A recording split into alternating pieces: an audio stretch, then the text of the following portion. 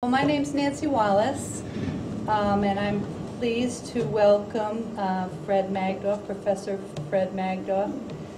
Professor Magdoff is Emeritus Professor of Plant and Soil Science at the University of Vermont, where he was the chair for 8 years. And his specialty is soil fertility and management. His contribution to science includes problems, I'm going to read this because problems of sodic and saline soils, acid soils, and the use of manures and sewage sludges, phosphorus soil tests, nutrient cycling, and he developed the first reliable soil test for nitrogen available for corn in humid regions of the U.S. and Canada. This is called, for your information, the pre-side dress nitrate test. And it's in great use throughout the U.S. and Canada. He's also the author of a book, Building Soils for Better Crops, which provides an ecologically based approach to soil improvement. Fred's other area of expertise include political and economic issues. He's a regular contributor to Monthly Review Press, and some of his other titles are Global Resource Depletion, Is Population the Problem? And Hungry for Profit, the Agribusiness Threat to Farmers, Food, and the Environment. He is also the author of What Every Environmentalist Needs to Know About Capitalism, which is the topic of this talk tonight.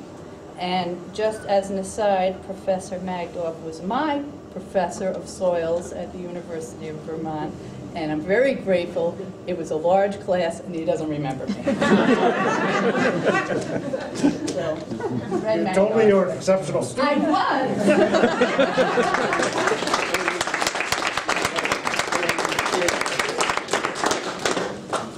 Thanks, Nancy. I didn't hear, I was also thinking about some other things. An announcement made on the 20th of April.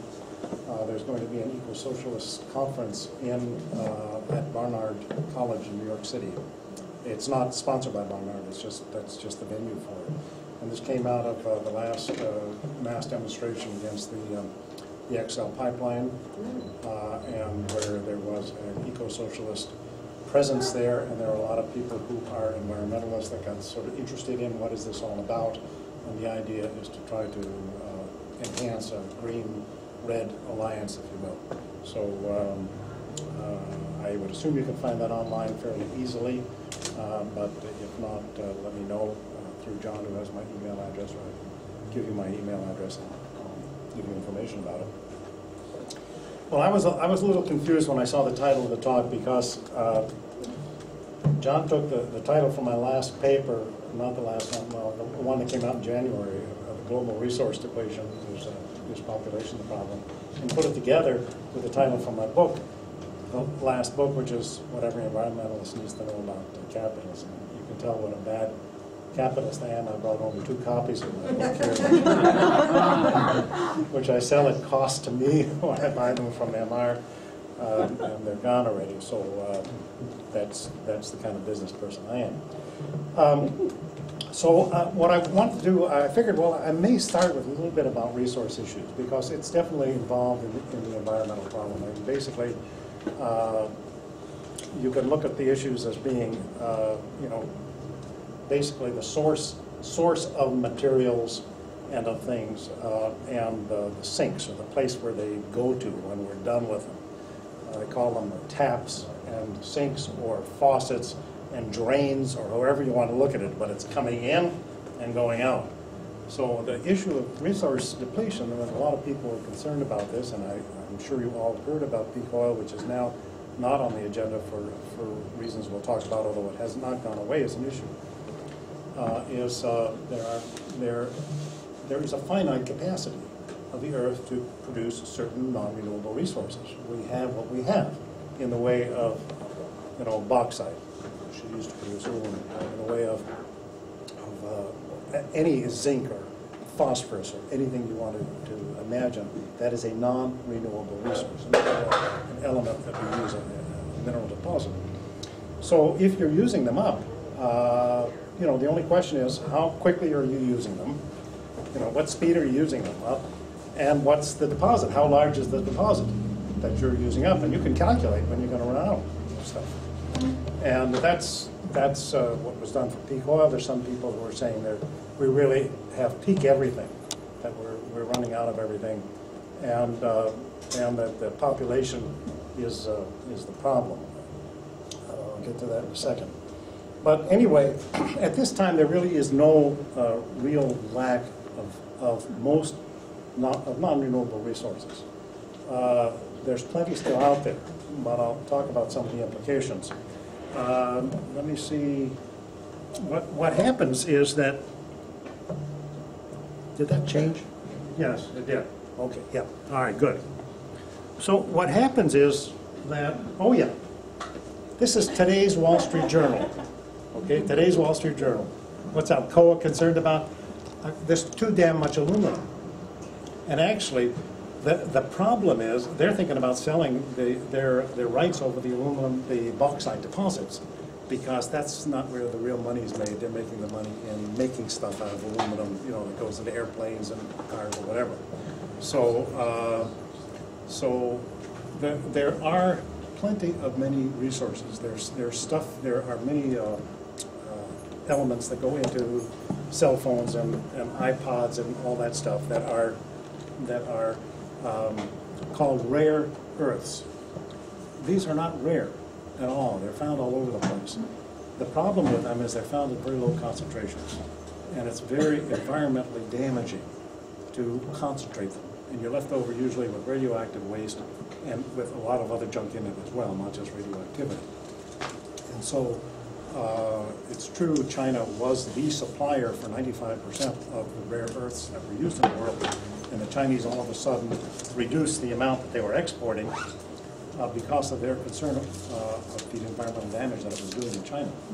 But so they're going to start up plants in Indonesia, they're going to restart up a plant out in California, and so there are other sources of these elements. Okay, so but the problem is that as you use up the cheap deposits that are easily accessible, that are of high concentration, if you're talking about something like copper, you go to the deposits that are more difficult to get at and are usually more polluting.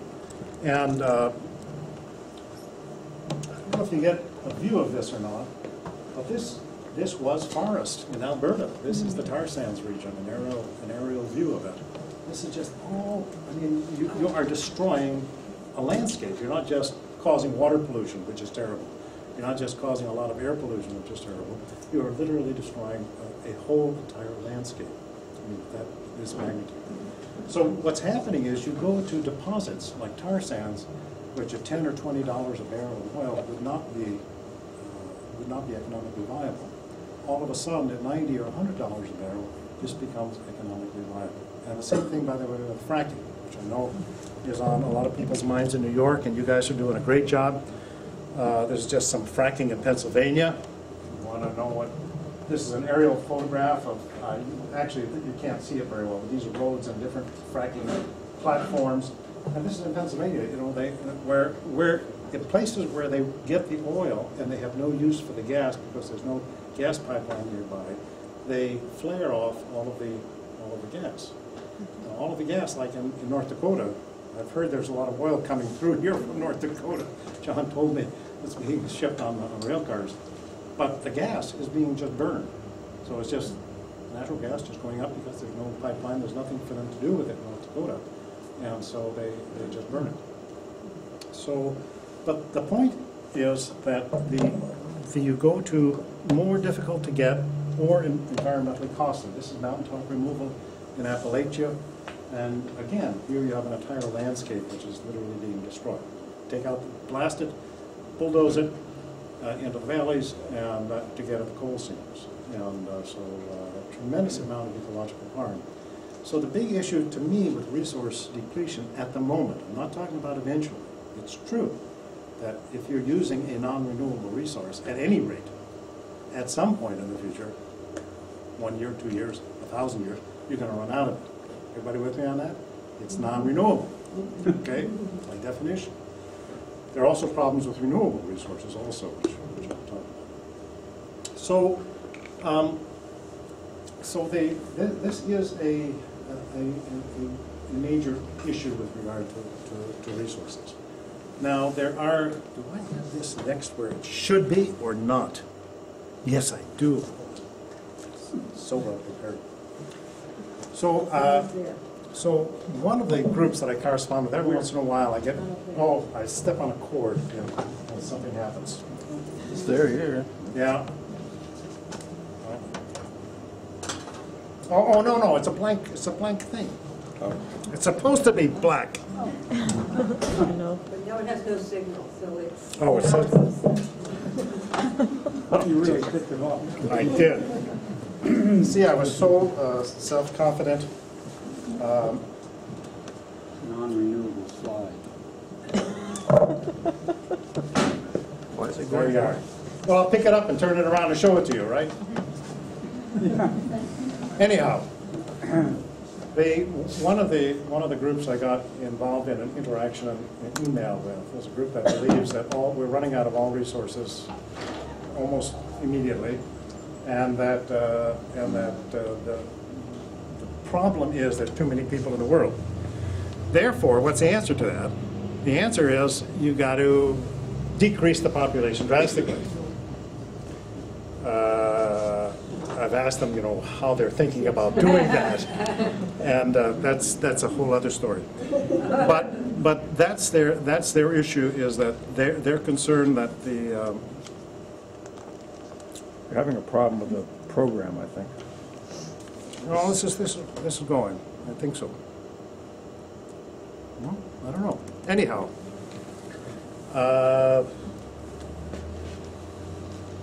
I'm going to try just one more time. I don't know what's happened here. We got a cursor on the screen. There is a cursor. There was for a moment. Yeah, there is. It's not allowing me to forward. That's all. To go to You the get to next. close it out and start it again. Okay. Yeah, but I can't escape it either. Control Q real quick, or Command Q. No. Oh, yeah, did. Don't save. Whatever you did there, don't do it. Oh no, it's the same thing. I'm going to try this just another minute or two, and then I'm going to...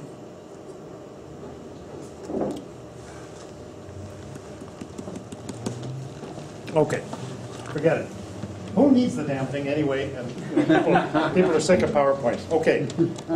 The point is, the staff of the World Bank made an estimate of who uses the resources in the world. This is like the world use of resources by 10%, by deciles they call it. In other words, the poorest 10%, the next 10%, etc. And you get up to the wealthiest 10%.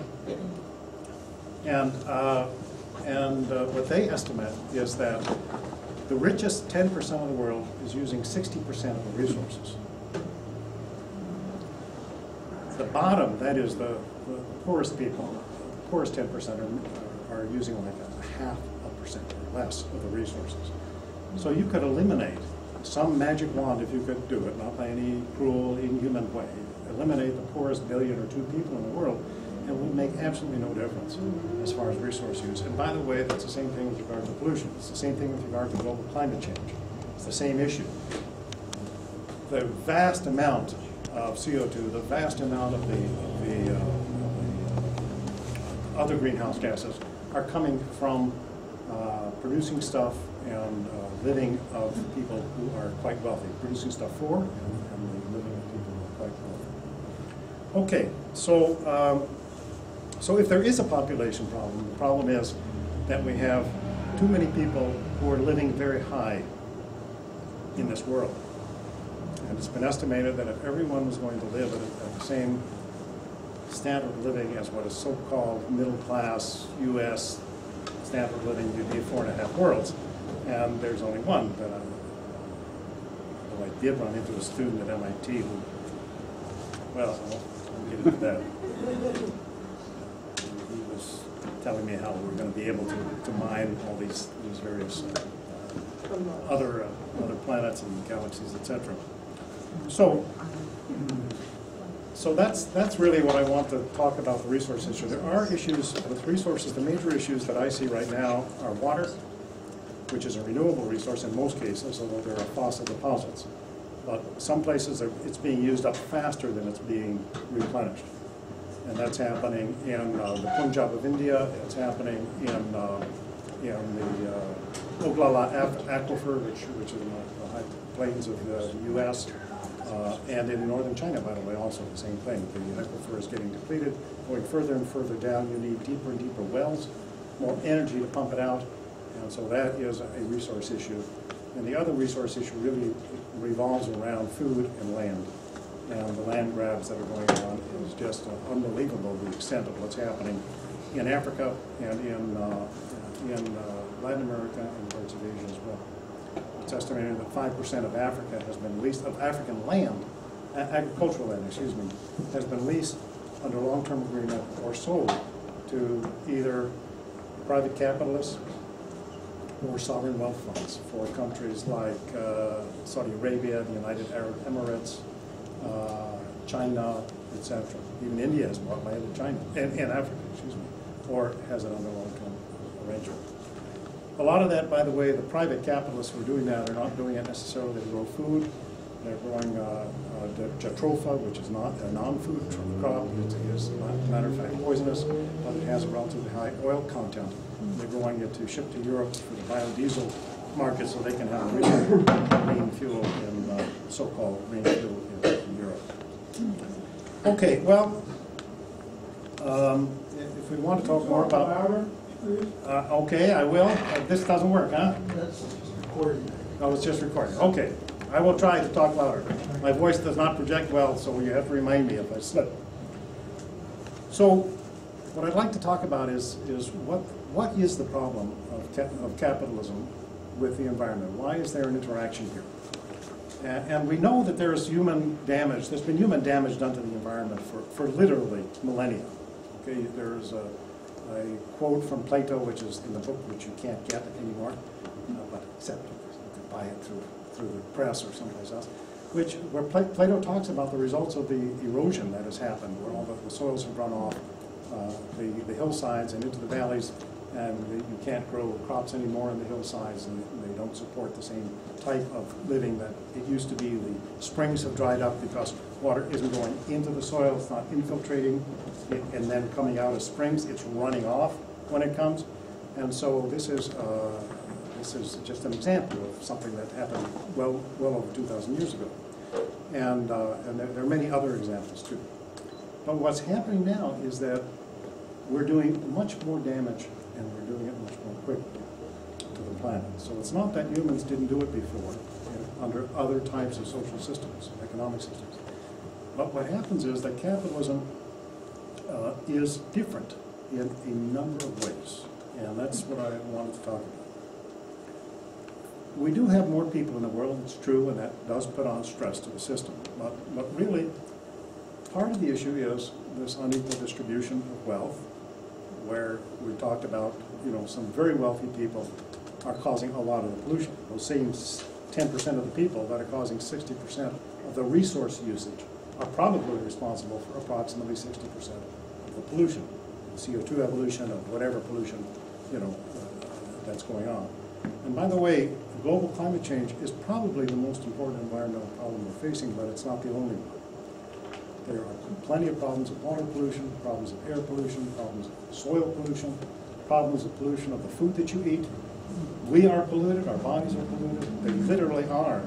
There are some 93% of the people in the United States have detectable levels of BPA's in their bodies. I think the other 7% are living in some isolated place where they're not touching plastics. I don't know how they're doing it, but this is based on a study a few years back. It's almost impossible to buy food or to eat food that hasn't touched plastic. Even canned food, by the way, the lining of the cans have BPA in them. So it's now been banned from, after a long struggle, from baby food, drink containers, maybe formula containers, those plastic containers. But it's still in use in just about everything else. Okay, so there are plenty other issues aside from global climate change. Okay, so we got more people, we got some people, a relatively, depends how you want to look at it, small or large fraction, maybe 10%, 15% of the world's population, which is causing a lot of the damage by their consumption. And we have an economic system which knows no boundaries whatsoever. It is impelled to growth, and that's what I really want to get into. It is a system which, if it's not growing, it's in crisis. Another issue, of course, is that we have technologies now and techniques to do a lot more damage a lot more quickly. We have larger bulldozers than we used to have, and before that we didn't have any bulldozers. We have, TNT to blast mountaintops. We have now these technology to do the fracking, which didn't exist 20 or 30 years ago. So there are new technologies that come along which allow us to do more damage more quickly and do it over a more widespread area. But to me, if you want to get to the bedrock issue, and there are other issues, maybe I'll talk about some of those first. We'll get to the bedrock. There are things that happen during just the running of the economy that are called externalities by economists. And these are things like pollution of the air, pollution of the water, pollution of us, these social externalities like unemployment that just happen naturally as the system works, as it is configured and as it functions. There are these externalities. They're referred to as externalities. I consider them to be really internalities because they're internal to the dynamics of how the system works. But they're not consciously thought about, usually, when people are going about their business. When a business person from BP is going to drill a well, they're not thinking about the potential externalities, although they should be. Maybe now they're thinking a little bit more because of the potential for lawsuits. But it's not part of the normal thinking when you're making a decision about how to invest money, and you're not really concerned about it unless there's a law that prohibits you from doing it, or you're concerned that you might get sued. Okay, those are the only concerns. So these things certainly are causing a lot of damage, these externalities. But the real bottom line issue, and I think very many environmentalists see it this way too, is that the system has to grow and continues to grow and grows and grows and grows. And it grows without end. And there was a study done in the 1970s called The Limits to Growth, Donella Meadows and co-authors. It's been updated. You'll see this from many environmental people who say, yes, we need a system that can't grow, that stops growing. But they don't go very much further than that. And what I want to talk about really this evening is that capitalism is a system that has to grow. And that is the problem. Okay, so why does capitalism have to grow? I want to talk about that, and I want to talk about what happens when it doesn't grow. What kind of problems do you have? First off, why does a capitalist invest money? Okay, are they doing that really to satisfy your need for something? Do you think they really care about your need for whatever it is? They're committing their money to make something, a product or a service that they want to sell to you for more than it costs them to make it. They want to make a profit. But what do they do with the profit? Well, some of it they'll pay to themselves and they'll live pretty high off the hog. But what do they do with the rest of it? They invest it to make more money. Okay? So Marx wrote in Capital, M prime. The idea being that you take money, make a commodity or service, it could be, and you end up with more money than you started with.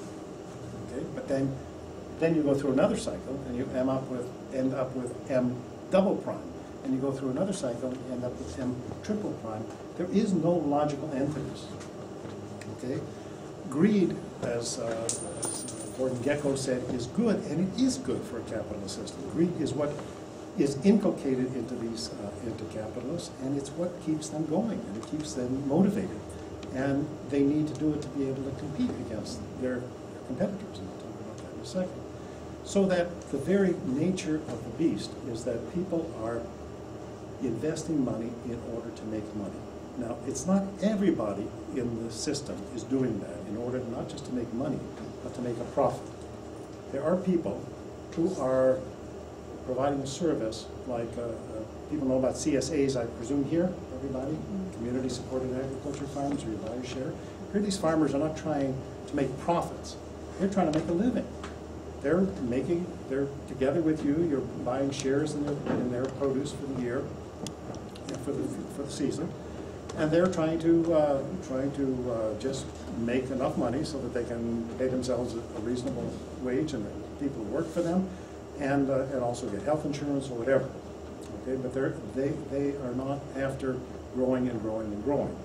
The same thing if you have a local plumber or electrician who has a niche. There again, these are just an individual working by themselves. They're just providing a service, getting paid, and they're just living on it. But when you're talking about capitalists investing money, they're investing money in order to make money. That's the whole purpose of it. And there is no logical end to the system. There's nothing that says this is enough. There's nothing within the system that says this is enough. Then there's the whole issue of competition. Okay? If I'm in a particular business, it doesn't make any difference what the business is, and it's a good one, somebody else is going to get into it. And I'm all of a sudden going to be in competition with them. And so how do I compete with them? Well, I try to lower my cost of production, which means squeezing the workers if I can. It means automation if I can. It means doing whatever I can in order to try to lower my cost. But the other thing is to increase my market share, to try to get more of the market so that I can try to beat out this person who's competing with me, because they're going to try to take my market share. Okay? And so, this itself causes a growth. As companies are competing, this again is part of the very essence of the system, competing with one another. If you stay small, you get killed. You have to grow, or you're going to be taken over, someone's going to buy you out, or you're going to be out-competed. Someone is going to get larger, be able to produce be better automated than you, and they're going to be able to produce at lower cost, and they're going to be able to undersell you, and you're going to go out of business. So that's part of the system that causes it to keep growing and growing and growing. And again, without end. There was an article in the New York Times Magazine section in February about the fast food industry. I don't know if people saw that. They talked about, instead of market share, they talked about stomach share. And the article is really incredible from what it describes. You talk about, theoretically, these companies are satisfying a demand, a consumer demand is the terminology. What they've done is they've created a consumer demand by as scientific methods as they can come up with to put sugar and salt and fat together and in the right crunchiness level for the snack foods, and just all to make it as addictive as possible. I mean, that is their goal, and they stated that. And there was one guy who was the research manager for Frito-Lay, and he's quoted in the article as saying, "I'm really very sorry for what's happened to the American people." What can you say, you know? But so companies are always trying to find new products, new things that they can find to sell you, and to try to convince you to buy it. And let me just read something, which is, this is a short quote from a longer article in the Journal of Retailing in 1955. This goes back a few years, okay? By Victor Lebeau. Our enormously productive economy demands that we make consumption our way of life, that we convert the buying and use of goods into rituals, that we seek our spiritual satisfactions, our ego satisfactions, in consumption. As we examine the concept of consumer loyalty, we see the whole problem of molding the American mind is involved here. Okay? This is not a monthly review, this is not some socialist journal, communist manifesto, whatever. This is the Journal of Retailing. They know what they're doing. They know what they're doing. They have created a system now where about 10% of the economy goes to convincing you to buy something. Okay, approximately 10% of the economy goes to convincing you to buy something through all different ways. And that's making computers obsolete by bringing out new ones, or iPhones. There's was it iPhone 5 or is it 6 out or whatever? I've forgotten, but that's part of that process of getting you to buy something new. It's not just the advertising, it's new models of cars, new clothing, new fads in clothing, etc. So there are all different techniques that are included in this sales effort, which is enormous in the United States, to try to get you to buy more and more and more. And of course, the whole system is trying to reinforce the worst in our what you might call I don't know if you want to, well, sort of the worst human characteristics. You know, we have within us characteristics of all types. We have the best to the worst in each human being, really. And a society and a family, how you're raised and what society you're raised in sort of brings out certain things and suppresses others. And our society really brings out individualism. I mean, if you don't look out for yourself, who else is going to look out for you, right? Competition, you know, with others for jobs, with other countries, for jobs, or for resources, greed, selfishness, exploitation of others, consumerism.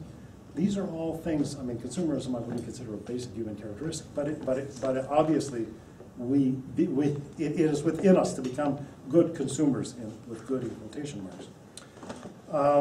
And what is downplayed? What is downplayed in the human sort of array of characteristics is cooperation, sharing, empathy, altruism. It's not that they don't exist, but they're played down in our system. It's the other ones, the ones that I mentioned earlier, that really help you cope and do really well in this system. That's why I said before, greed is good, and it is good in a capitalist society if you're a capitalist. Okay, it gives you the raw energy to go out and beat down the competition. Okay, and that's what you want to do, that's what you need to do. They don't maybe say it like that, but that is how the system works. So there was an aphorism that was very common in the 1930s in Vermont, and I know it was here too, all over the United States. They use it up, wear it out, make it do or do it out. And now, of course, it's all changed inside out. Don't use it up and wear it out. Discard it and buy a replacement because it's out of date, or because you can get a greener version. Right? Junk your car and buy a Prius, obviously, right? You know, throw away all your light bulbs and buy the new ones. You know, whatever it is, you know, just throw it out and you can get a greener version. Don't make it do or do it out. You deserve better, and it'll make your life happier once you purchase it. And that is the mythology. Of course, it doesn't make your life happier. There have been many studies that have shown that once you get above a fairly modest income, higher levels of income do not make people happier. There are other things that make people happier, which is the family relations and friends and their community, etc. Those are the things that actually do cause people to be happier. Okay, so here you have a system which is impelled to growth. So what's the implication? The implication is, do I have it here? No, it's a good question. I wrote it down. Oh yeah, I do have it here. Between 1947 and 1965, the U.S. economy doubled. It doubled again between 1965 and 1984. This is the gross domestic product, which is the summation of all the goods and services produced. And it has almost doubled a third time. Probably around 2015, it will have doubled. So we have essentially an 800% increase since the end of World War II. That's the problem. If it has to grow, you're going to be using more resources, and you're going to be having more pollution caused.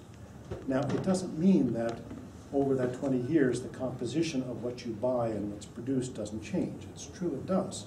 So it doesn't mean that it's 1 for 1, just a 1% growth in the economy necessarily means a 1% growth in pollution. Because also, by the way, in the GDP numbers, the gross domestic product, is the financial system, where I mean, they didn't discover anything new, but they brought it to new heights of making money without making anything. You see, and that's the most incredible thing in the world, is that you can make more money nowadays by not making anything at all. Before the recession hit, the Great Recession, General Motors was profitable. It was losing money on the car division, but it was making so much money on GMAC, which was its financial division, that it was actually making money as a company.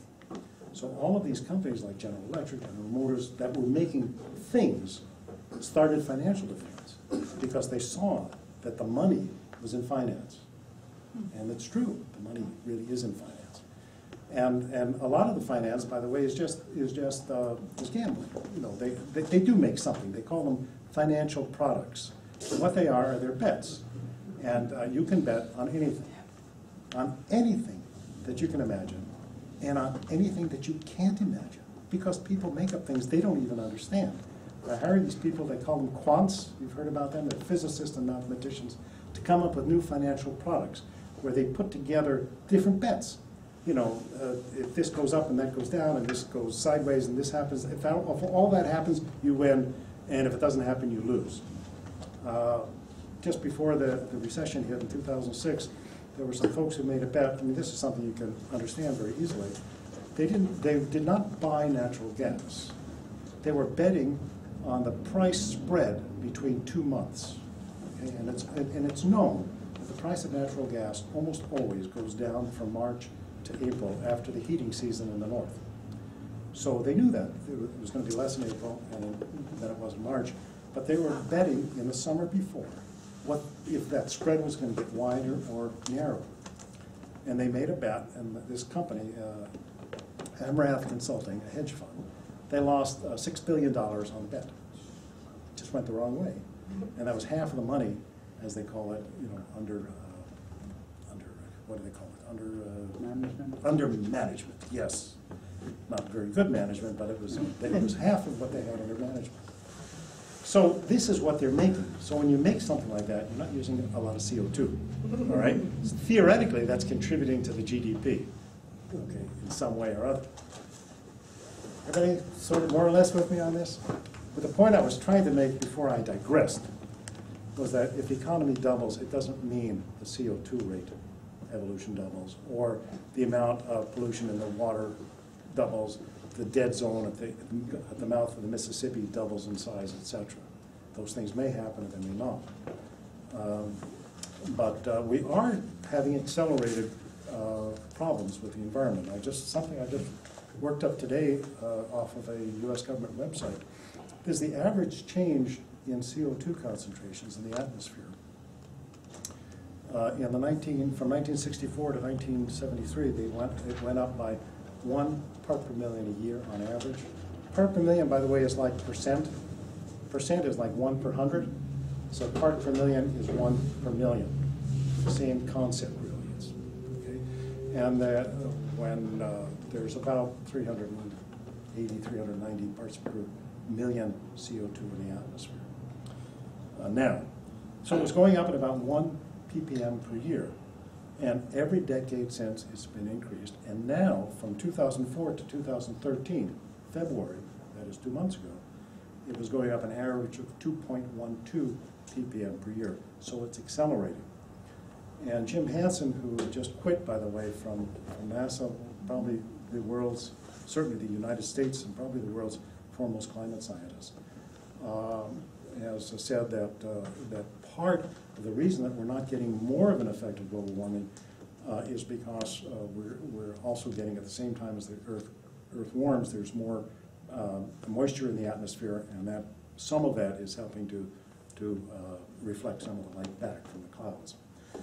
So, but that will reach a maximum effect, and this actually will come into play at a later time. So here we have a system which knows no boundaries. what happens if it stops growing? And I'm sorry for the slides, because this would be the most important thing now, but I can tell you the story, because I know the story, and I've written it, and it's in books, and it's in the what Every Environmentalist Needs to Know About Capitalism. And now I can walk around, I may trip myself, but I'm not going to stop the slides from showing, because they already stopped. If the economy is growing at less than 1% a year, that is negative or up to 1% a year, in every year since 1940, whatever it is, when I look back at the data, since the 1940s, in every year the economy grew at 1% or less. Unemployment grew. There was more unemployment at the end of the year than before. Okay? When it grew at a rate of 2 to 3%, which is where we are, by the way, right now, we're in the high ones, low twos, maybe percent per year, approximately. In some years, the unemployment grew. In some years, the unemployment decreased. Everybody knows why the unemployment decreased last month and the year before. The rate of unemployment? People give up working. Yeah. We had almost 500,000 people drop out of the labor force last month, okay, in March. The month before was like 50,000. You put the two together, it's well over 600,000 people who dropped out of the labor force in 2 months, which is incredible. If you're out of the labor force, that means you haven't looked for a job within the last month, within the last 4 weeks. Okay? And that's just the definition by the Department of Commerce. And if you haven't looked for a job, you can't be in the labor force. If you're not in the labor force, you cannot be unemployed. Okay? That's a definition. Okay? You could have looked for a job for literally years and given up 5 weeks ago. You are not unemployed. All right? This is the definition that they use. They ask people. Okay? Then when you get to rates of growth of about 5–6%, almost every year there's a tremendous decrease in unemployment and increase in employment. Okay. So you'd say, okay, all right, you understand that. So the economy has to be growing at 2%. 2% is not great at all, which is where we are right now. But it really should be growing at 3% or 4% if you really want to get back all of the jobs that were lost during the Great Recession. We're still not back to where we were before the recession started. And if you want to account for the increase in the working age population, you need a tremendous amount of growth in order to do that. So growth in our economy is tied to producing jobs. And jobs is the only way most people can make a living. That's the problem. Okay? So you'd say, well, growth is terrible for the environment, and it's true. Many types of growth are terrible for the environment. But growth is the only way that jobs are produced. And not only growth, it has to be substantial growth. 1% growth per year, which is lousy, and in which unemployment will probably go up, means that the economy doubles in 72 years. Okay?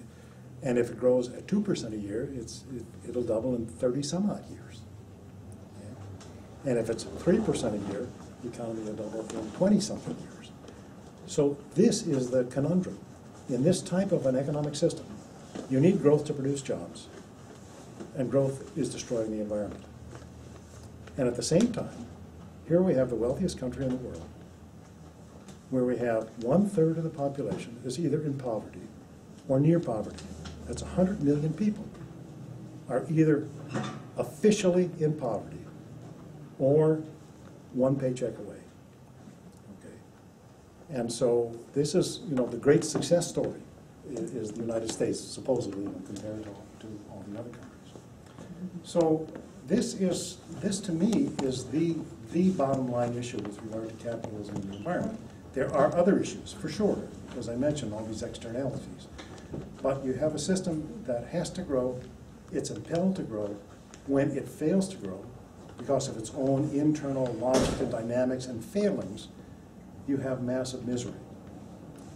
Okay? Not everybody, but a large number of people are affected by it. And even the people that are working are affected by it because they're afraid of losing their job, and they've gotten jobs, people who've gotten jobs back, I think you're all well aware, have gotten jobs back that are at lower pay, in most cases, than they were getting before the recession started.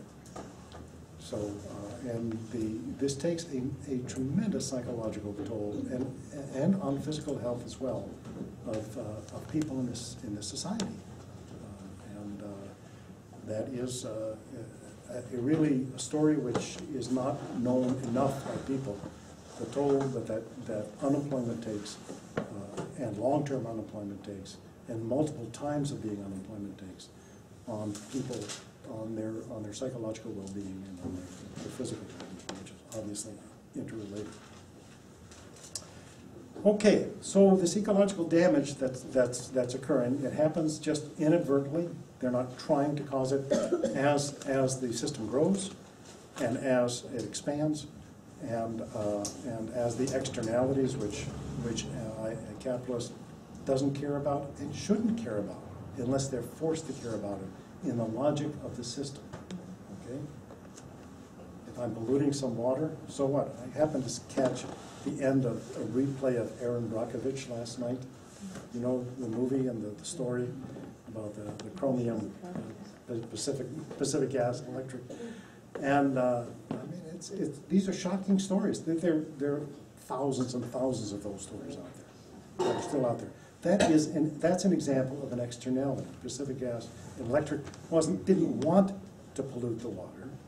Okay, they were just going about their business naturally, using hexavalent chromium, and they had to get rid of it out of their cooling towers or whatever it was. I'm trying to remember. They were using it to antimicrobial, I believe, and it was getting into they had these pools to get rid of that water, and those pools were supposed to be lined, but no one lined them, and so it was getting into the groundwater. So that's considered to be an externality in the economist's way of looking at it. Okay, so if it ain't capitalism, I mean, then what's the answer? I mean, how do you deal with this?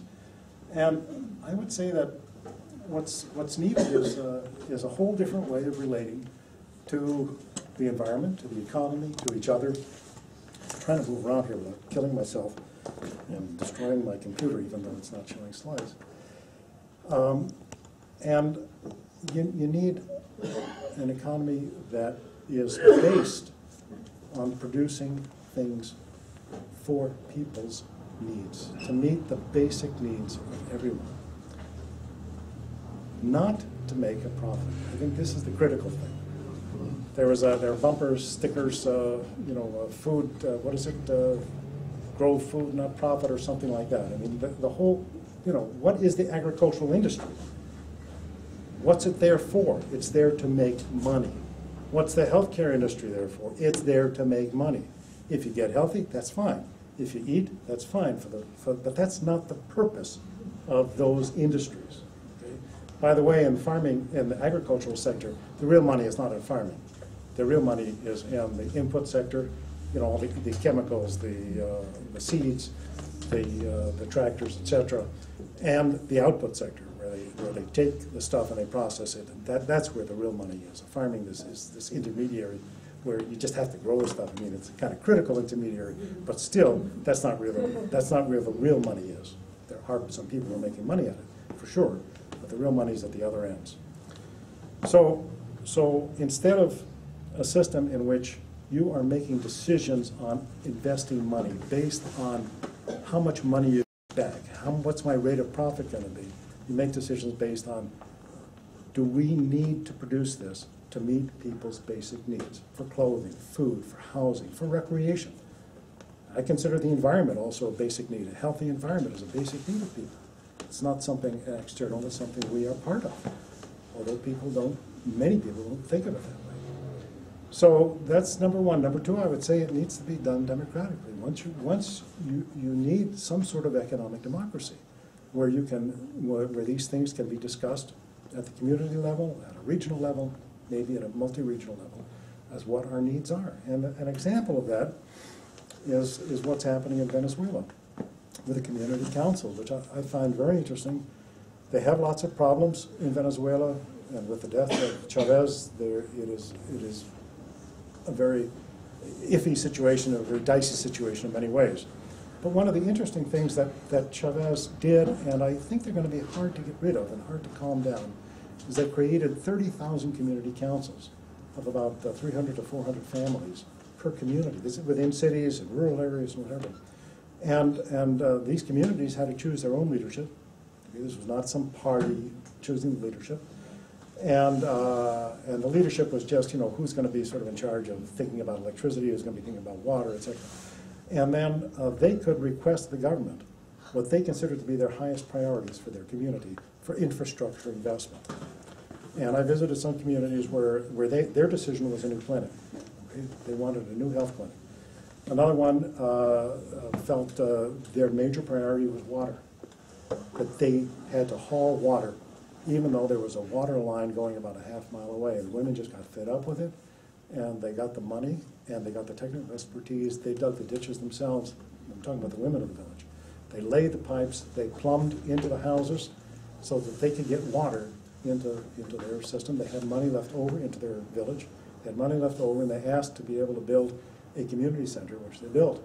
And I visited the community center. It's, you know, it's nothing grand, but it's a place where people can get together. It's got electricity, it's got chairs, it's got some tables, and you can have a variety of events there. Yeah, something like this. So others have, you know, other communities have decided on other things. Now, of course, where did the money come from? The money came from oil, for sure. Okay, the Venezuelan government has been using oil monies that used to go to private companies, mainly, and very wealthy people, to basically carry out healthcare services, to carry out the wishes of the community councils, or to help them carry out their wishes. Let's put it that way. Because a lot of it's done with their volunteer labor, and it's their decisions about what they want. It's not coming down from the government. And so that's just an example of a democratic decision-making process at a community level about what to do in their community. Now, it's not the whole economy, I understand. It's just about infrastructure, about what's needed. It's electricity, water, schools, whatever. It's that type of thing, roads, paving roads, or whatever it is.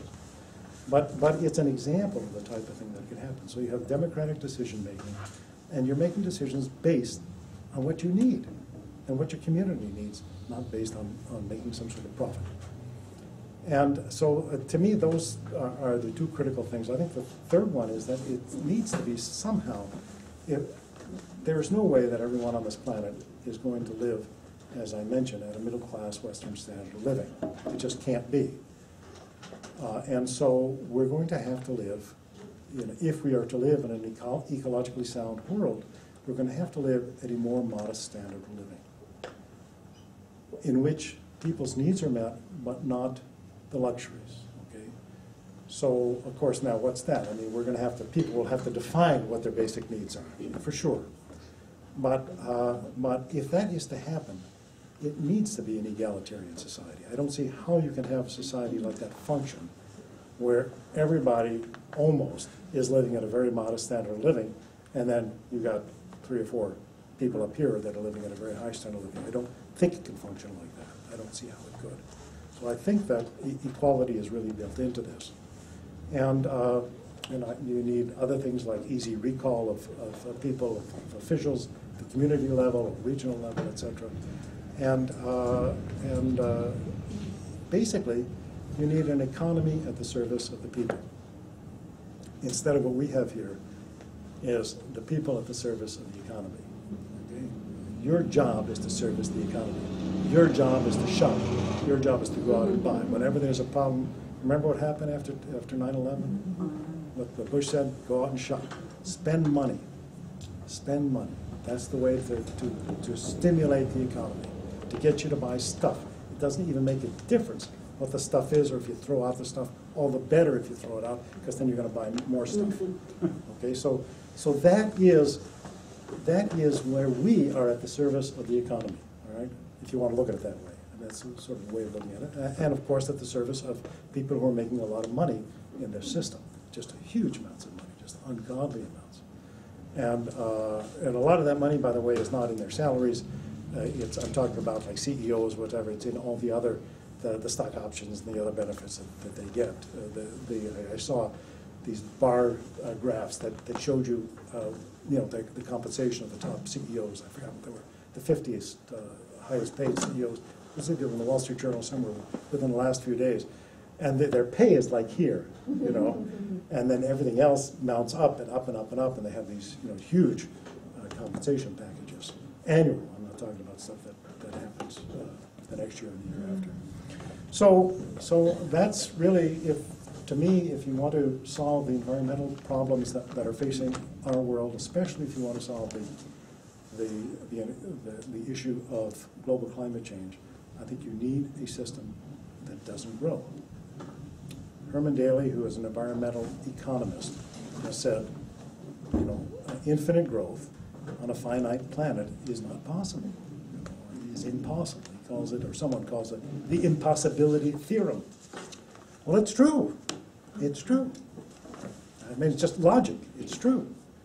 Okay, then what's the next natural step? And that's where people fail, I think, to go to the next step.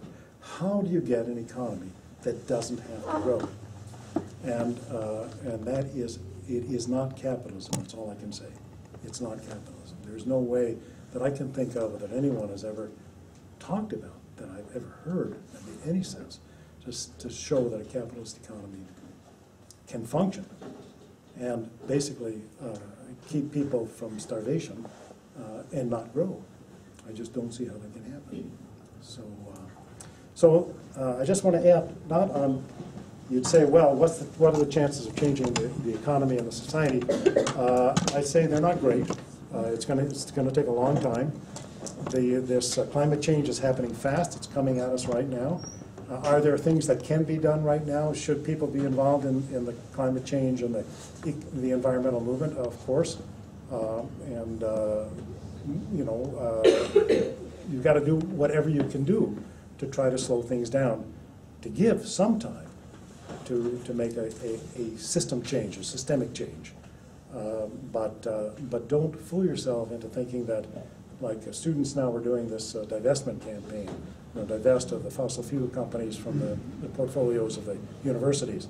And that's fine, it's okay as an organizing tool, but it's not really going to have any effect on the companies. It will have maybe some effect on on how the companies are viewed, but not really on their bottom line, any way that I can figure out how it's going to do that. But it's a good thing to do because you get people active and you get them talking. You talk about the pipelines, you talk about whatever. And then, to my mind, I think you need to start talking about how do we get to a system that doesn't grow. And that, to me, is really sort of the logical progression of how do we move forward. You can't just throw up your hands now and say there's nothing we can do, my God, we just have to just give up. But we have to be realistic and understand that the changes that we're fighting for right now are not really going to be the solution. At best, they're just going to slow down the damage that's being done. I think I better quit. I probably talked too long, but I'd be happy to discuss this.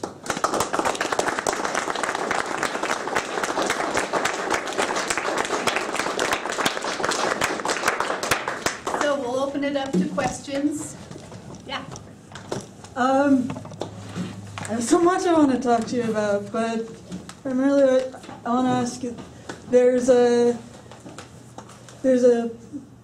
since you are a professor in soil research and you have just given an excellent breakdown of capitalism, there's a particular model I want to ask your thoughts about, and that's polyphase farm, which Joel Salatin believes very much in appropriate size and ecological responsibility. He's also a capitalist, or claims to be. So I'd like to know, I'd like to know your thoughts about it. Yeah, well, there's a whole movement, of course, of green capitalism, and there's no question there are better ways to do things and worse ways to do the same, to make the same product or provide the same service. And there's no, I guess we should be in favor of better ways of doing something than more polluting ways of doing it. But it doesn't really change the system. But Joel, I don't think, in my understanding, I've heard him talk, I haven't been to the farm and read some of his stuff. I don't think that he's a capitalist in the way he talks. I don't think he's really trying to expand his farm, buy out other farms, and, you know, grow. In other words, I don't think he's really, in that sense, a capitalist. You know, in that sense of the word, I don't think he's obviously trying to make money. I mean, farmers are trying to make money because they need to live. Now, is Joel trying to make more money than he needs to live on? I don't know. And that would really be the issue. And what is he going to do with that extra money? If he does, is he going to grow? Is he going to buy up the neighbor's farm? Is he going to, you know, become, take over the whole state or whatever? You know? I mean, that to me is a different way of doing it. The green capitalism movement is everywhere. You know, who doesn't want to be green? You know, BP, Beyond Petroleum. They changed their name from British Petroleum to Beyond Petroleum. You know, they were getting into biofuels because they're getting out of biofuels now, but they were getting into biofuels. This is before the disaster in the Gulf. You know, to show their green credentials. You know, all companies are doing this. I mean, I don't know if all, but many are doing this. I saw the glimpse of an advertisement for, I've forgotten what it was, some sort of luxury car. Economics and the environment. But it was like a Lincoln. Kind of so I forgot, I don't remember, I just saw the glimpse of it. It went by so quick. I said, my God, what the hell did these guys just say? And, you know, so everyone is trying to get in on this. So you know, there's organic being done by small farmers, and you have large industrial organic out in California. That is really capitalist agriculture. Those guys do want to expand. Okay, they do want to take over their neighbors' farms. They want to grow. They want to invest back in to make more money, et cetera, et cetera. They really want to go through the cycles. But is it better that they're doing it organically than using all the pesticides? Sure, why not? I mean, you know, why not? Go ahead. Is there a word for the difference between those kinds of businesses? I've been in the business for 35 years, and like profit, it's not really part of what, it's like I do it to make enough money to live on. The profit, like I talked to my right-wing brother about profit. It's like profit seems to be separate from business in my brain. I just can't, you know, it's like you make enough, whatever the business is, to do it. As maybe Joel found it or whatever. Yeah. But and then there's this profit, and is there a different name for that kind of business? I mean, it's a larger business than your business. What? It's a larger business than your business. I mean, you think about even just the different thinking that says I need a profit. Why do you need a profit? You need a living. Yeah, because you're not thinking like a capitalist, you know, which is, you know, which your brother may feel is a problem. But there are a lot of small business people, like a mom and pop store, you know, like one of these convenience stores. We still have quite a few of them in Burlington, and they're not really, you know, they're not out to. Well, there's one family that's out. Handy family. Know the Handies? Yes. Yeah, okay, I take it back. There's, with the exception of one family, the others, as far as I know, are just out to make a living for their family. They're not out to expand and take over another store and another store and then a gas pump and whatever. You know. So, and like I said, you know, the plumber that we use, for example, you know, it's just a guy. You know, he's making a living. He's not hiring other people. I mean, sometimes plumbers will have assistants, but for 20, 30 years, he hasn't expanded any, you know, so he just has a certain clientele, and I would put the CSAs in the same category as that, where people are growing food for people, they're being paid, it's true, this is a capitalist society, you've got to get money in order to live, if you're going to live in this society, but they are really producing food for people, and these people are paying them so that they can live. Not only food, but they need health care, they need clothing, they have kids that need education, etc. So that it's happening within a capitalist society, but it's not the very essence of the system. It's really, it's allowed, and if it's profitable, if it's very profitable, maybe it'll be taken over. I mean, this is what happened with organic. Organic was always, you know, small-scale producers. And then the national organic standards got passed in... No.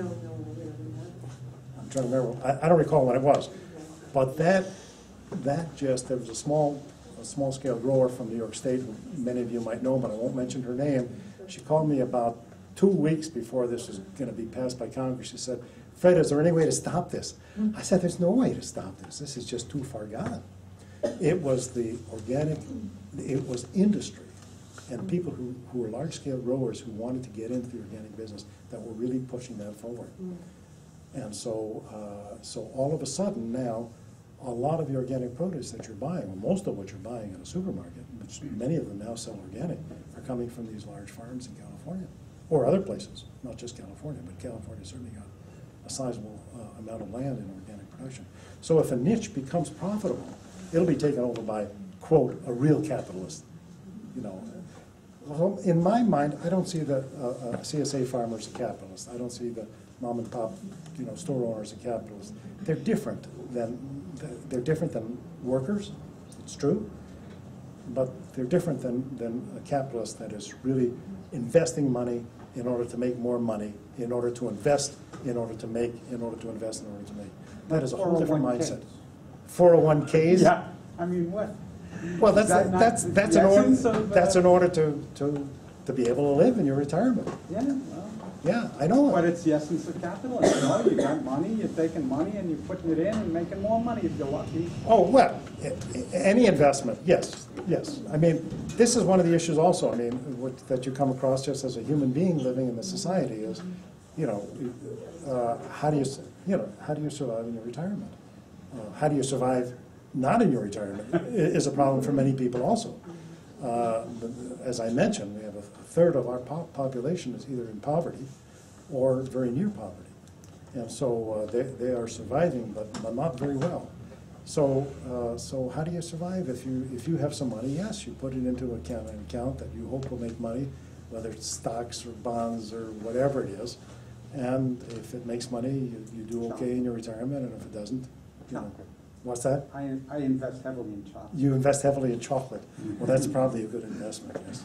I was just curious. I think probably many of the people, if not most, of the people that you speak to are of the same mindset as you. And I'm wondering, what do you think it is going to take to change, to create the change for these corporations to understand that capitalism is capitalism, and that, you know, what are we working toward? I don't know, I mean, I know what we want, what kind of a life we would like to see for people, for everyone, but we are up against this tremendous greed that keeps capitalism going, and I just don't see how we stand a chance, and I don't mean to sound so despaired, but what do you see? It would be something that would possibly create this beginning change. It's a tough fight. It's a tough fight, but it's not.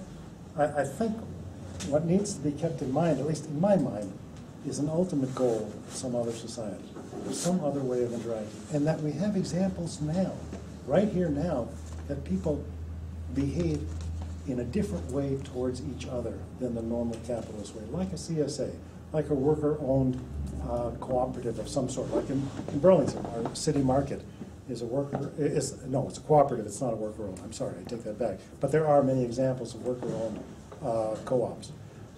Those are different ways of interacting with each other and with the society.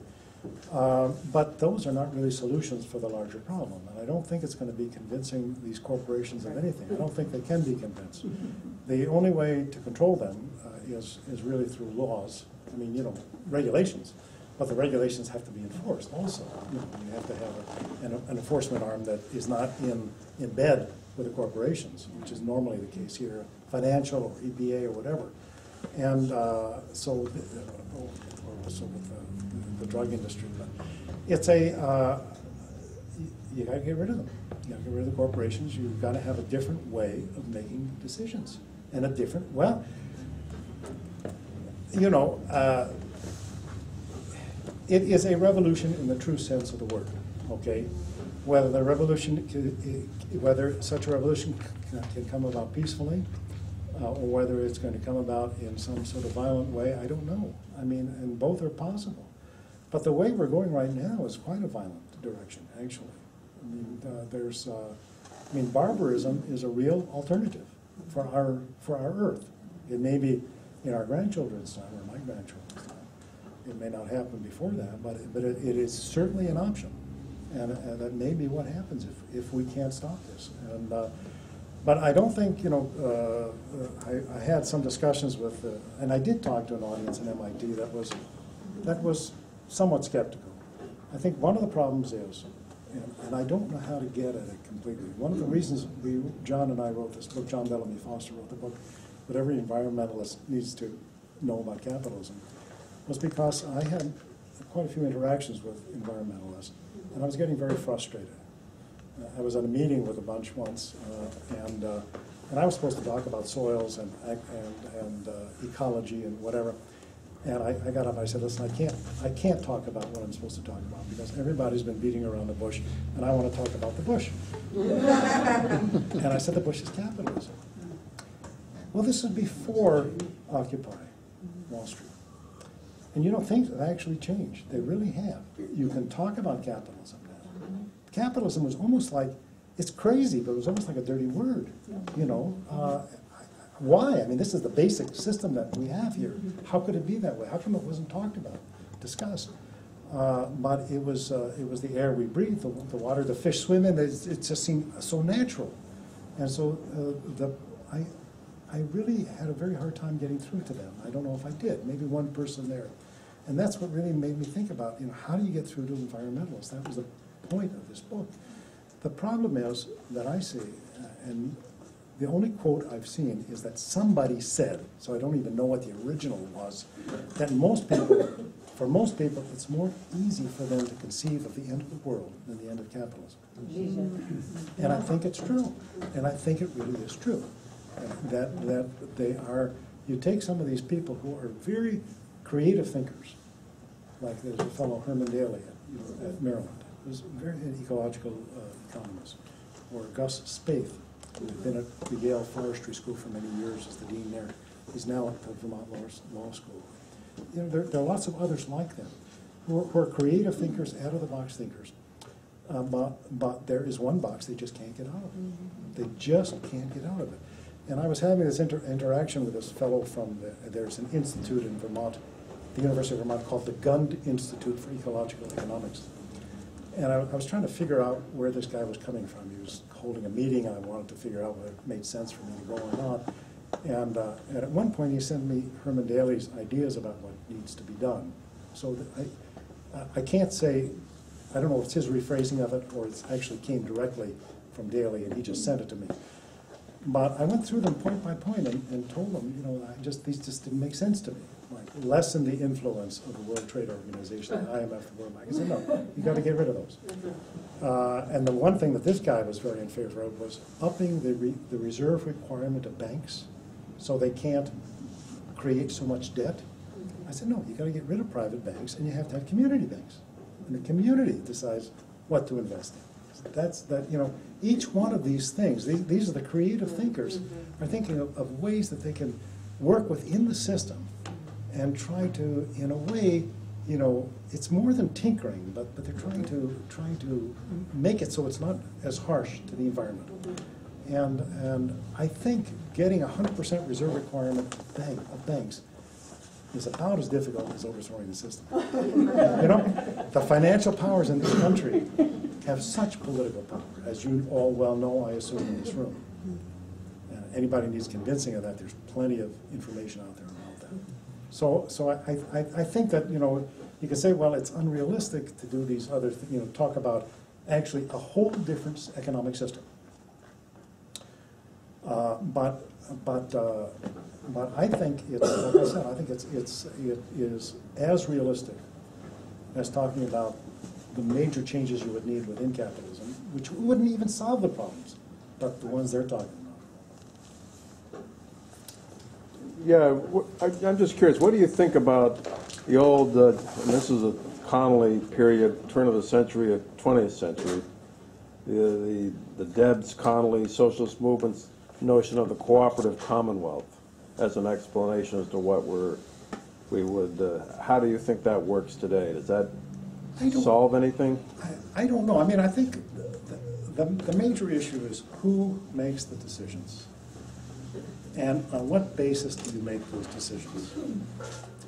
To me, okay. And what I describe to people in most people's terminology is called socialism. That is social control of the economy, you know, and that is controlled by the people.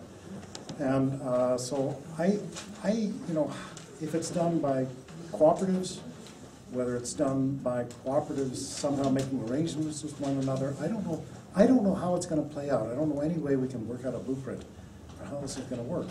But we know that what we need is to have control of the economic engines, if you will, of the investment, of what happens, what gets produced, how it gets produced, how it gets distributed. That has to be in control of the people, instead of individuals who have only one purpose, which is to make money. And it has to be in the hands of people whose purpose could be to meet their needs. And so now, you know, I just don't know how it's going to be arranged. I don't know if, you know, the community councils of Venezuela are generalizable. I don't know. I think they may be. You know, I mean, that's just part of the story. That's not the answer to the story. That's part of it. There's land reforms going on there too. You know, and we could use land reform here as well. But so I don't know how it's going to play out. But I think those are the essential things. You need a real economic democracy, which I think is the only way to have a real political democracy, is if you have an economic democracy. And that there has to be an agreement that decisions are going to be made based on meeting people's needs that will be socially defined by the people, and that it will be done in a process in which people have input, and they have to be educated to have that input. They have to have the information to have the input. And so how the different communities will interact, how the different factories will interact, how the different farms will interact, I don't know. I'm not sure how they will work. But I think that all needs to get worked out. But we know one thing is that, you know, I mean, the experiences of the Soviet Union and China, I think, show that you, from the top down, is not a good way to do things. Okay, you do need some things happening and some activities and coordination at a larger level. Everything can't happen at the community. Not every community is going to produce clothing. Not every group of 300 or 400 households is going to produce clothing. We're going to produce whatever. You know, so there has to be some regional and multi-regional way of making decisions and of organizing. But I think that you need both. You need things happening at the community level, and you've got to have things happening at the higher level. When I say things happening, I mean some democratic process developed where you're making decisions, which are both political and economic. You touched on this briefly, sort of tangentially, talking about Venezuela, about women sort of laying pipe for the water and stuff like that. And it made me wonder, given that systems of capital accumulation and systems of environmental abuse tend to disproportionately suffer, you know, the people who disproportionately suffer the negative consequences are women and the poor. To what extent do you think a construction of an alternative economy is going to depend on changing the global social power structure in favor of women and colonized people of color? I mean, it's part of the struggle. It's all part. I see these all as part of the struggle. Part of the struggle for a socially just and environmentally sound system. And I think that is impossible under capitalism. Does non-capitalism make it inevitable? No. I mean, if we were to abolish capitalism tonight, would we have a socially just system and an environmentally sound? No. It's going to take people creating it. But yes, the whole issue of environmental justice, there's no doubt that the poor and the minorities are in a much worse situation with regard to the environment than are the others.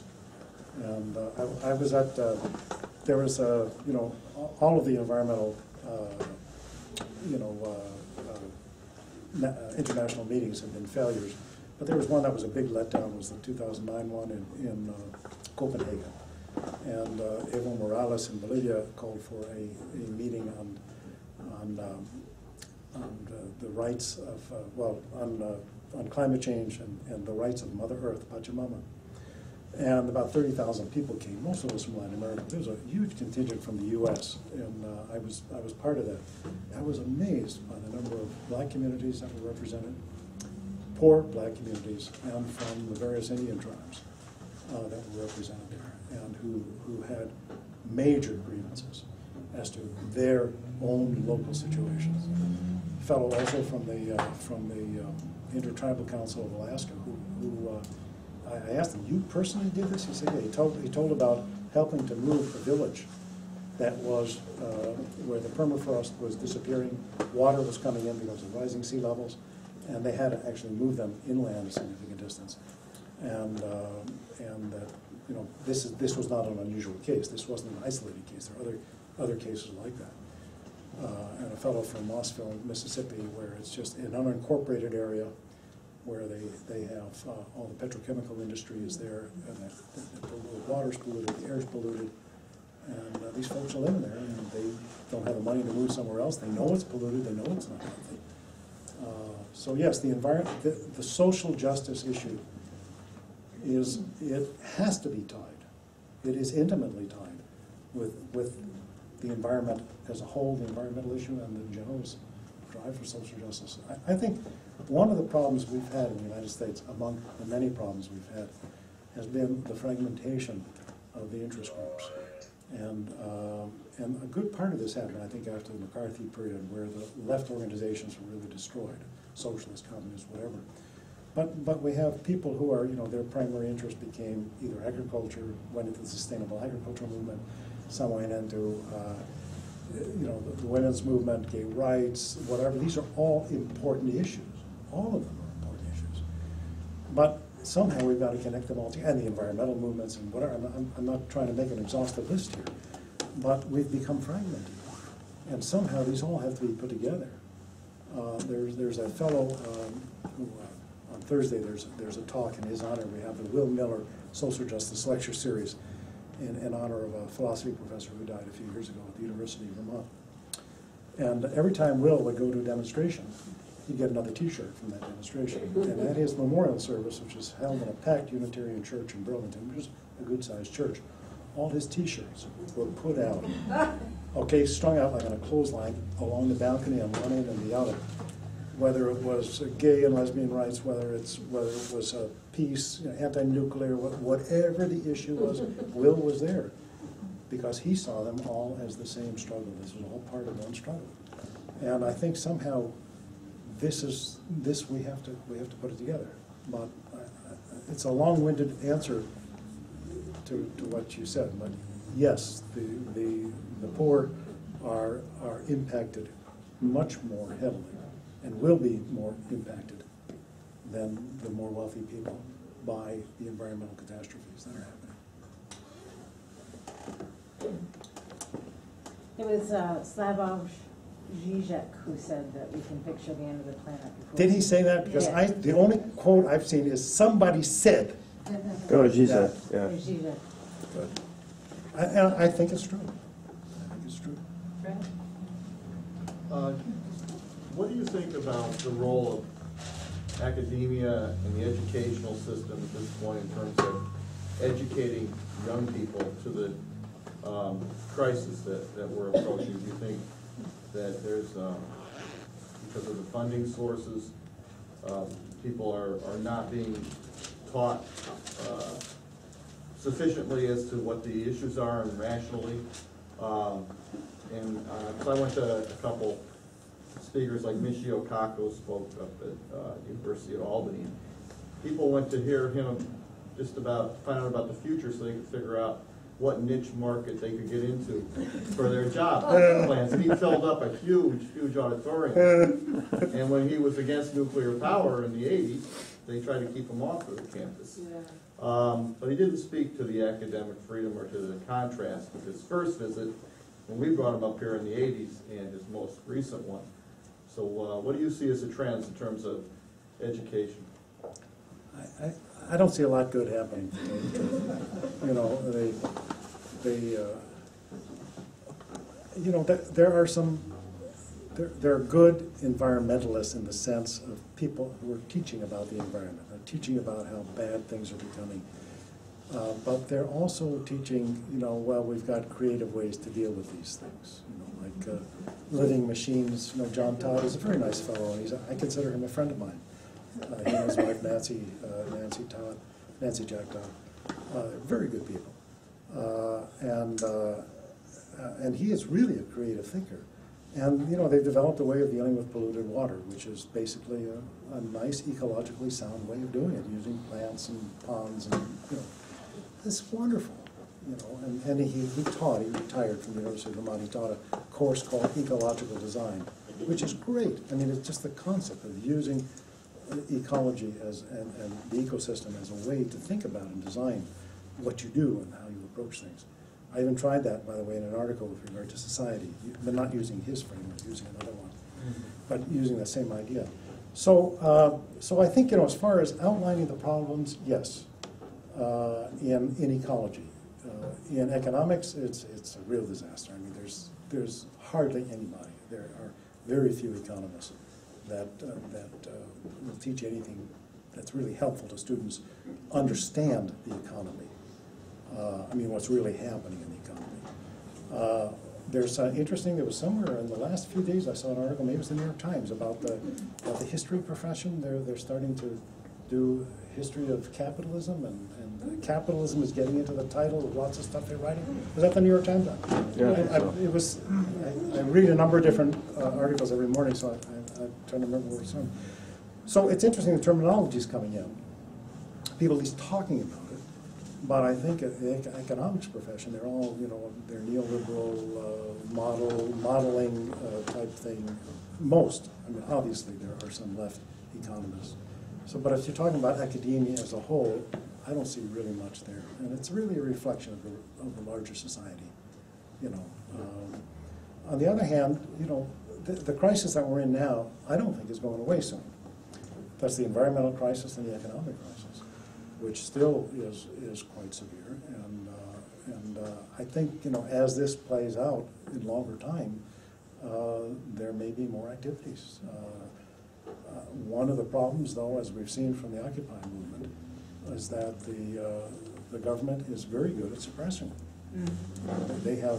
They have really sophisticated, not so sophisticated, but coordinated. And ways of stopping things before they get out of hand, and so that is a problem in trying to create any kind of change. The Occupy movement was no threat to the economic system, was no threat to the political system.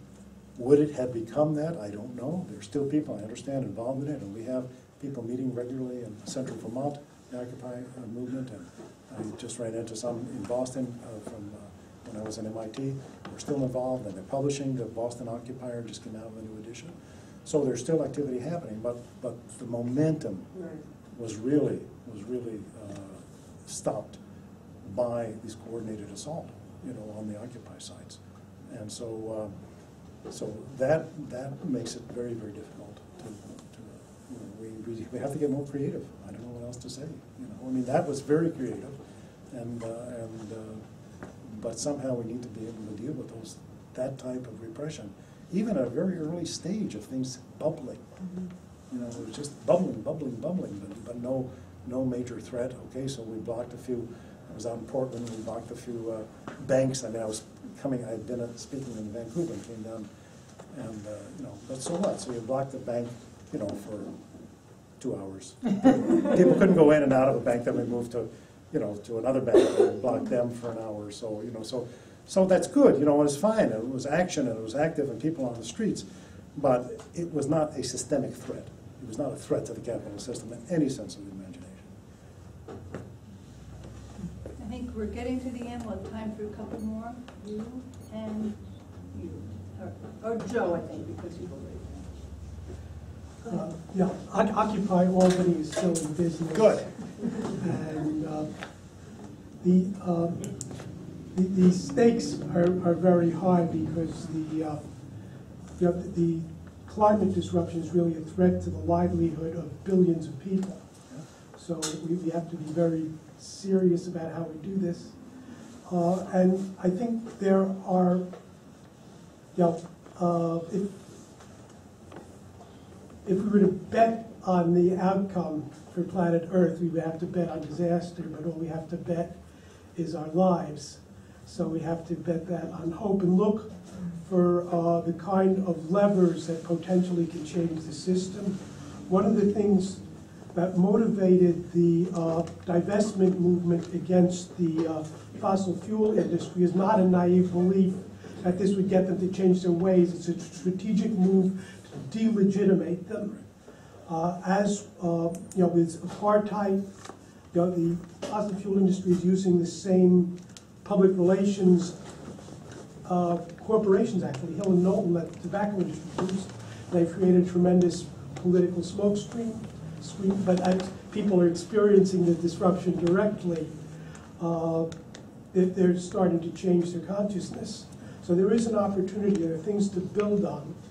There's, since the globalization struggles, starting with NAFTA, the environmental and labor movements have gotten closer together and are addressing the energy issues. So there are things like that that we can build on that can potentially lead to the kind of systemic change that, as you very eloquently said, we absolutely need as a matter of survival.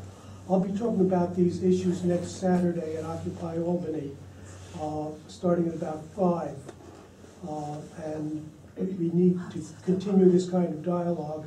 How do we get from where we are to where we need to be? Well, I think, I do think there are positive signs. I think, I don't know what's going to happen on April 20th in New York, but that eco-socialist conference, the one-day conference, there seems to be a lot of buzz about it. And I think the real question is, do environmentalists come who don't consider themselves to be socialists, but are interested in at least thinking and understand that there's really a problem here with capitalism.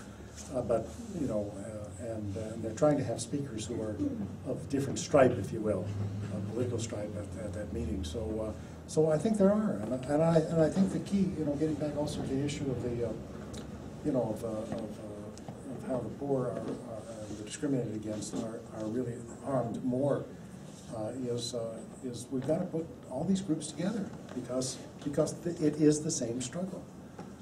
And with regard to climate change, by the way, people are being harmed significantly outside of the United States, significantly by this already. Okay, there's rice paddies in Vietnam that they can't grow rice in because salt water, because of the elevated sea levels, you have salt water contaminating the fields. You've got places in Africa where yields are down, places also in other countries where, because of droughts or floods, which are believed to be related to climate change, you've had significant food shortfalls. So yeah, I think there are lots of opportunities. So I don't, and I think, yeah, you just have to struggle. That's all there is to it. What will be, will be, but we have to try to make it the way we want to make it, the way we think it's going to be better. But like I said, I think the key is we've got to get these groups together.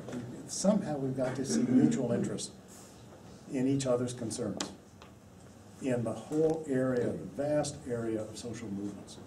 And we have to say, your concern is my concern. And we have to mean it. So we'll take one more after yours. Yeah, the gross domestic product has in it a lot of these financial schemes and betting schemes. I actually heard that it was around 45%, which is very high. 40% of the profits just before the recession hit came from the financial sector. Yeah, where a few years ago it used to be like 7%. So I'm wondering if capitalism is really growing in terms of production of real goods and services. And if it's not growing in terms of goods and services, maybe that's the reason why we have a recovery, but we don't have employment. And maybe really saying that capitalism is in real bad shape. And that's why they have to look towards these schemes or look towards stealing money from people in Cyprus or giving tremendous amounts of our tax money to these corporations just to bolster it up. And maybe that's the point where we're at right now. Well, just maybe two things in response. I think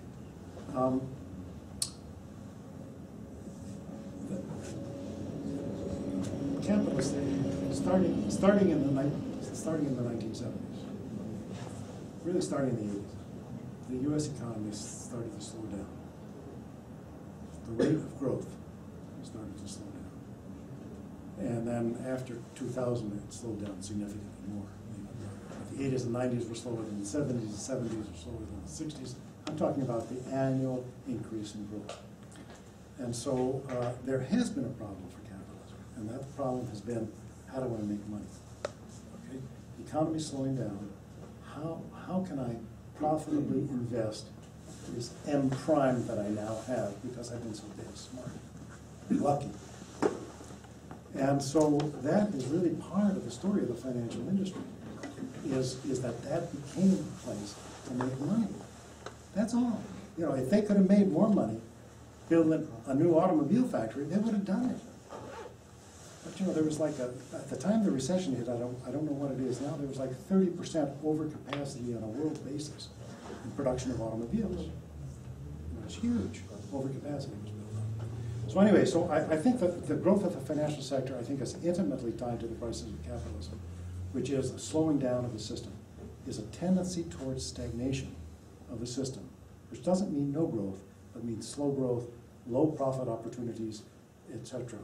And that can be overcome by major wars, it can be overcome by major new discoveries that really transform the whole economy in a way that the computer hasn't done. There's no question the computer has transformed society. It transformed the way we interact, etc. But it's not the same thing as the automobile. The automobile, the interstate highway system, the suburbs, just the ramifications of the automobile were enormous. The ramifications of the railroads were enormous. And the spin-offs to other industries were just incredible. You know, the hospitality industry, you know, with the interstate highway system and the automobile, the so-called hospitality industry, the leisure industry. And, all of these things just grew up as, you can all trace it back to the automobile, the automobilization of America. So this is very, very different than what's happened with the computers. As far as the spin-offs and its effect, and if any effect is had, it's having an effect of decreasing labor because labor needs because of automation, and not only of automation of factories, but also automation now of software. There was just a story, I showed it to an English professor about how they have a computer grading system for grading essays. How it can do that? I mean, I can understand grammar and spelling and things like that, but how, and maybe even internal logic, but how does it actually deal with facts? I don't know. But getting to the other question, there is more stuff being produced. And there is a mistaken thought in the United States that we have become deindustrialized. We are not deindustrialized. We're producing more stuff than we ever produced. More of the stuff we consume is being imported, that's true. Okay? But if you look at indexes of production, not of every last thing, that's true, but of many things. Okay? And so we're just producing it with fewer workers. The tremendous gains in efficiency through automation, and through squeezing workers. I mean, this is what happened in the recession. You had this tremendous loss of, by the way, in the recession, they talked about 8.7 million jobs lost. There were over 11 million full-time jobs lost. And there was a gain of about 2 million part-time. Okay? And that's the only reason you didn't see the 11 million jobs lost, 11.5 or whatever the number is. I've got it down somewhere. So, but what many factories and businesses found is they can get by with fewer workers. You know the mantra, you got to do more with less. And they have said, you want a job, that's fine, but you're going to have to take over so-and-so's job and do that one as well, because we can't afford it in the middle of recession. And they found out they can get by with that, so they're not hiring back the people that they let go. Okay, even without automation. But automation is actually apparently quickening. The computer and what computers can do in all their various forms, the information system, is actually quite a threat to labor, and to higher level labor than automation was in the past, which was more of a threat to more manual labor. You now have a real threat to people who do programming, for example. Where some programming has been made very easy, or of course it can be outsourced too. That's another issue. But in the world as a whole, year after year, there's more and more stuff being produced. More stuff. There's a reason why the CO2 is going up twice as fast now in the atmosphere than it was 40 years ago. Well, I'd like to thank Professor Magdoff for coming.